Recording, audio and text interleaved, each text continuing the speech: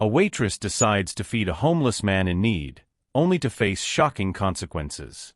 She's fired by her boss, but just when it seems like all hope is lost, something extraordinary happens. The mayor himself arrives, and what unfolds will leave you speechless.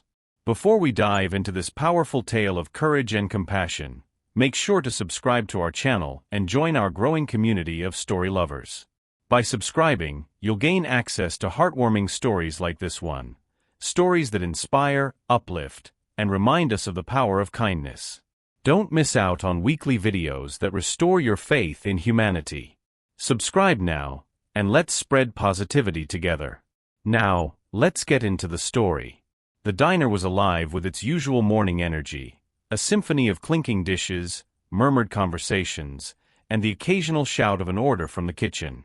The scent of sizzling bacon and fresh coffee wafted through the air, giving the small establishment a comforting warmth.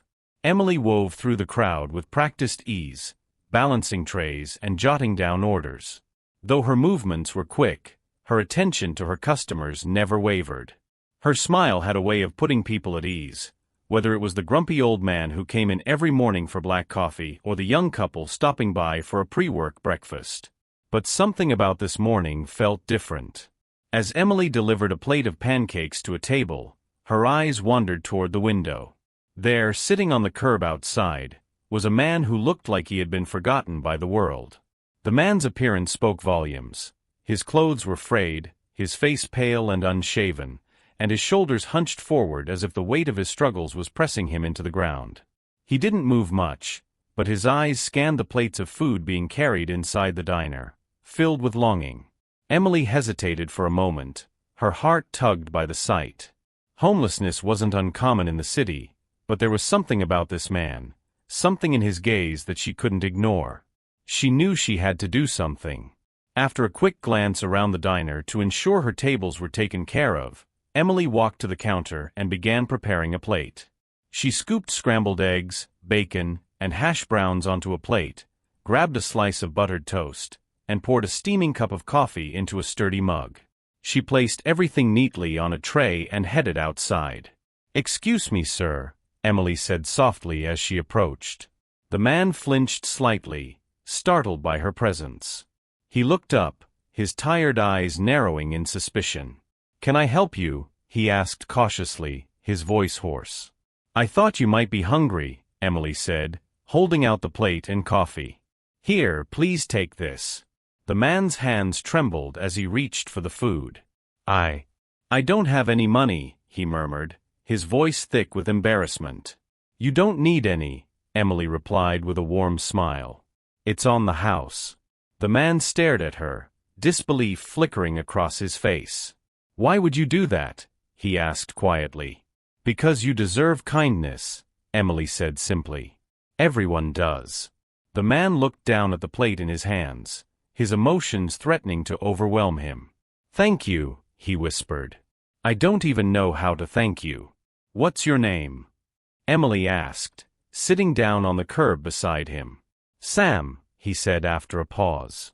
"I used to be someone, you know. I served in the army, but now," his voice trailed off, and Emily waited patiently. She had learned that silence could be just as comforting as words. "I lost everything when I came back," Sam continued, his voice trembling. "I couldn't find work, I couldn't sleep because of the nightmares. My family tried to help, but I pushed them away, and now I'm here." Emily nodded, her heart aching for him. "I'm so sorry you've been through that, Sam, but you're still someone, and you're not alone." Unbeknownst to Emily, her actions hadn't gone unnoticed inside the diner. Mr. Grayson, the owner, had been watching from his office. To him, Emily's gesture wasn't an act of kindness, it was an infraction. He prided himself on running a respectable business and believed that helping people like Sam would drive away paying customers. As soon as Emily returned to the diner, Mr. Grayson stormed out of his office. His face was flushed with anger, and his voice was sharp enough to silence the chatter of the diners.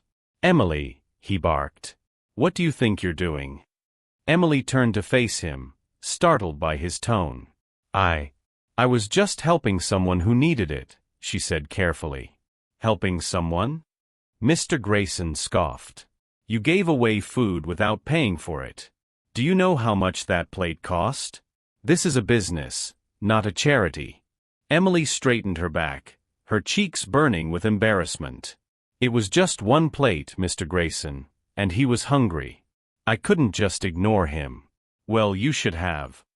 Mr. Grayson snapped. You've embarrassed this diner in front of our customers. You're fired. The room fell silent as every pair of eyes turned toward Emily. Her chest tightened, but she refused to back down. If showing kindness is something to be ashamed of, then maybe I don't want to work here, she said firmly. She removed her apron and set it on the counter before walking out the door with her head held high. Emily sat on a bench outside the diner, trying to process what had just happened. Her emotions swirled, anger at Mr. Grayson's cruelty, sadness over losing her job, and doubt about whether she had done the right thing.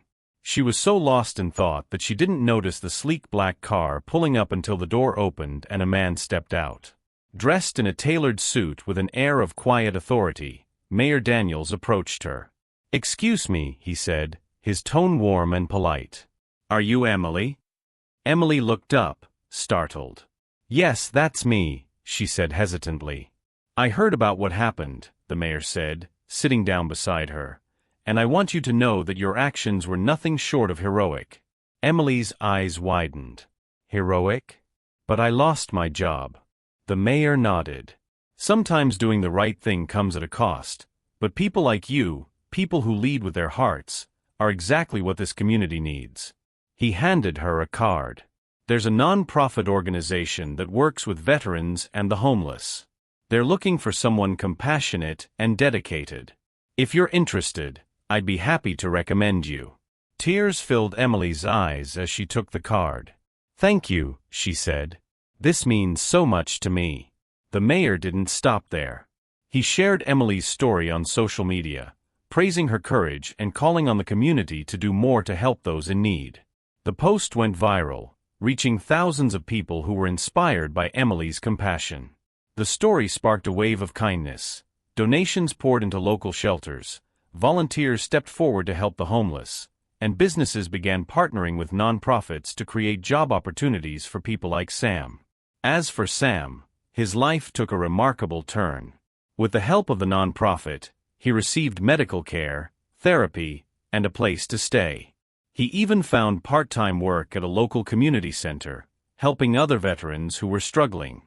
Years later, Emily would look back on that fateful day and smile. What had started as a simple act of kindness had grown into something much larger, a movement that transformed lives and reminded people of the power of compassion. For Sam, the meal Emily had given him was more than food, it was a lifeline. And for Emily, the encounter had set her on a path she never could have imagined, one filled with purpose and hope. Dear friends, if this story touched your heart, please give it a like and share it with others. Don't forget to subscribe to our channel for more inspiring stories. Together, let's make the world a kinder place, one act at a time.